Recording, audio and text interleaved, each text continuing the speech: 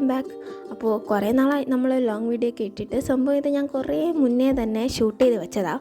പക്ഷേ എഡിറ്റ് ചെയ്യാൻ മടിച്ച് നീക്കി വെച്ചു. കാരണം 2-3 മണിക്കൂറിൻ്റെ ഒരു വീഡിയോ ആണ് ഇത്. 4 മിനിറ്റിൽ കാണിക്കുമ്പോൾ എൻ്റെ ഒരു എഫേർട്ട് മനസ്സിലാക്കി നിങ്ങൾ ലൈക്ക് ചെയ്യാനും നമ്മുടെ ചാനൽ സബ്സ്ക്രൈബ് ചെയ്യാനും അതുപോലെ തന്നെ എങ്ങനെയാണെന്ന് കമൻറ്റ് ചെയ്യാനും മറക്കണ്ട. എന്തായാലും നല്ലൊരു അടിപൊളി ഐറ്റം തന്നെ കേട്ടോ.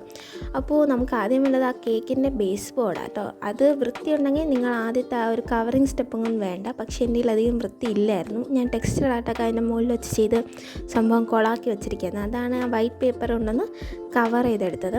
അപ്പോൾ ഈ ഒരു സംഭവം എന്ന് പറയുന്നത് ഈ ഹോം ഡെക്കർ നേരത്തെ ഞാൻ കാണിച്ചതുപോലെ, പക്ഷേ ഈ ട്രാഷ് ടു ട്രഷർ എന്നൊക്കെ പറയില്ലേ, ആ ഒരു കാറ്റഗറി വരുന്നത്. കാരണം ഇതിൽ ഈ സെല്ലോ ടേപ്പ് പക്ഷേ ഇങ്ങനത്തെ സംഭവങ്ങൾ പോയിട്ട് നമ്മൾ യൂസ് ചെയ്യുന്ന എല്ലാം തന്നെ ട്രാഷാണ്. ആ സംഭവം കൊണ്ട് ഇങ്ങനെയൊക്കെ ചെയ്യാൻ പറ്റുന്നത് തന്നെ വലിയൊരു കാര്യമാണല്ലോ, വെറുതെ കളയാതെ. അപ്പോൾ ഇതിൻ്റെയൊക്കെ മെഷർമെൻറ്റ് ഞാൻ കാണിച്ചിട്ടുണ്ട് ഈ പീസസിന്. നിങ്ങൾ ഈ മെഷർമെൻറ്റ് എടുക്കണമെന്നില്ല. നിങ്ങളുടെ കയ്യിൽ കൂടുതൽ കാർഡ്ബോർഡൊക്കെ ഉണ്ടെങ്കിൽ അത്രയും വലുതായിട്ട് എടുക്കുക. എൻ്റെ കയ്യിലിപ്പം ചെറിയ കേക്കിൻ്റെയൊക്കെ ആ ഒരു കവറേ ഉണ്ടായിരുന്നുള്ളൂ. അപ്പോൾ ഞാൻ ആ ഒരു രീതിയിൽ എടുത്തതേ ഉള്ളൂ.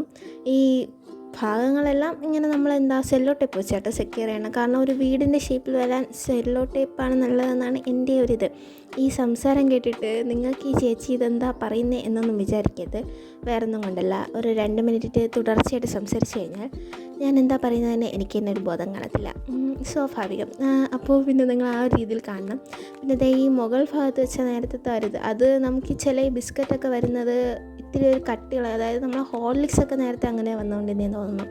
ഒരു വെള്ള കാർഡ്ബോർഡ് ബോക്സ് കാണും, അതിൻ്റെ ഉള്ളിൽ ബിസ്ക്കറ്റ് അടുത്തൊരു പ്ലാസ്റ്റിക്കിൽ ഇങ്ങനെ റാപ്പ് ചെയ്ത് അങ്ങനെ വന്നുകൊണ്ടിരുന്നേന്ന് തോന്നുന്നു.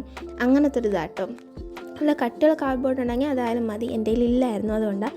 പിന്നെ നമ്മളിവിടെ ഒരു ബേബി പിങ്ക് ആ ഒരു തീമിലാണ് ചെയ്തെടുക്കുന്നത്. അതുകൊണ്ട് ആ ഒരു കളറിൽ തന്നെ ഗ്ലിറ്റർ പേപ്പറൊക്കെ യൂസ് ചെയ്ത് നിങ്ങൾക്ക് ഏതെങ്കിലും ഏത് പേസ്റ്റൽ കളറായാലും സംഭവം പൊളിയായിരിക്കും കേട്ടോ.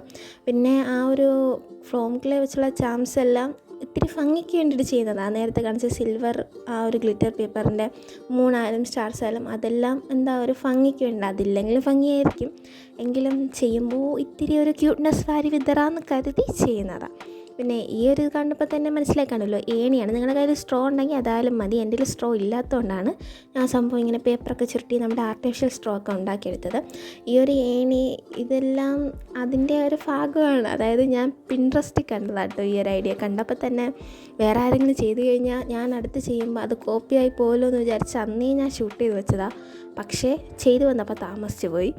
അങ്ങനെ പറ്റിയൊരു സംഭവമാണ്, അതുകൊണ്ടൊന്നും തോന്നരുത്.